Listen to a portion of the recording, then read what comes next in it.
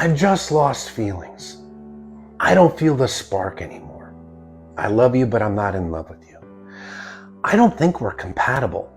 I just don't see a future for us. Very painful things to hear from your dismissive avoidant partner. Well, now your dismissive avoidant ex. And you're wondering what happened. Everything seemed perfect. They were making it seem like they were all in with you, and all of a sudden they're all out and you didn't even see it coming. Your heart is shattered. So what the heck triggered this? Well, there are 4 main things that'll trigger a dismissive avoidant to deactivate, meaning emotionally withdraw from the relationship and push a partner away. Here they are. The number 1, closeness, emotional intimacy. A dismissive avoidant is a person that received consistent childhood emotional neglect. Their emotional needs were not met as children, and expressing emotions was not welcome in their household. Often growing up in households where you don't talk about feelings, where children are meant to be seen and not heard, stuff like that.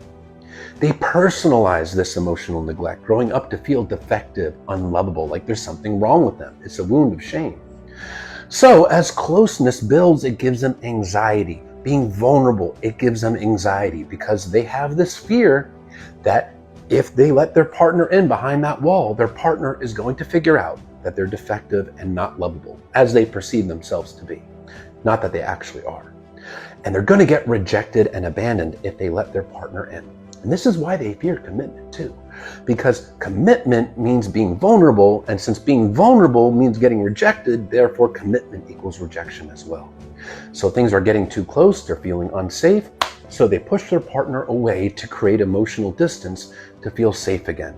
Because with emotional distance, they feel like they don't risk getting exposed as being defective and unlovable. It's all from that core wound of shame. The next trigger is conflict. Any kind of conflict, any kind of disagreement, even a small one, it feels insurmountable to the avoidant. They grew up in households where they couldn't express themselves. It was met with immediate rejection. So when they have to express their feelings in any kind of disagreement in a relationship, it feels insurmountable and can be very triggering to them. Well, number 3, because we talked about this before, is commitment. When you commit to somebody, it's implied that you need to be vulnerable with them, emotionally available for them, that you have to let them in behind those walls. And since letting someone in behind the walls is subconsciously associated with rejection and abandonment, therefore commitment equals rejection and abandonment. Because if they don't commit, well, guess what? That means they don't have to let their walls down, which means they stay safe and they don't risk exposing that inner wound of shame. The caveat is they can easily commit to a partner that is emotionally unavailable, since there's no threat of emotional intimacy in that relationship.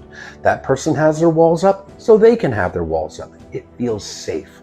Ultimately, that relationship becomes unfulfilling, which is why they leave it, but it does feel safe. They can keep those walls up, which is why most dismissive avoidants have long-term relationships with emotionally unavailable partners.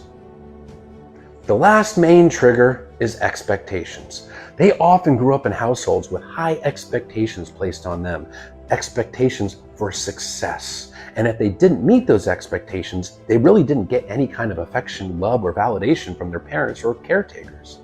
So they grew up feeling that they have to be perfect in order to be lovable. So now, when you have any kind of expectations in the relationship, even normal healthy ones like expecting them to spend time with you or communicate with you, it feels insurmountable to them because they feel that they will inevitably disappoint you, just as they inevitably disappointed their parents or caretakers. That they can't give you what you need because they're just inherently not good enough. It's that wound of shame that they have, that feeling of defectiveness. I can't meet expectations, I'm not lovable as I am, and I'm going to disappoint this person, and they're going to reject me. It all comes down to that wound of shame. All of it really does.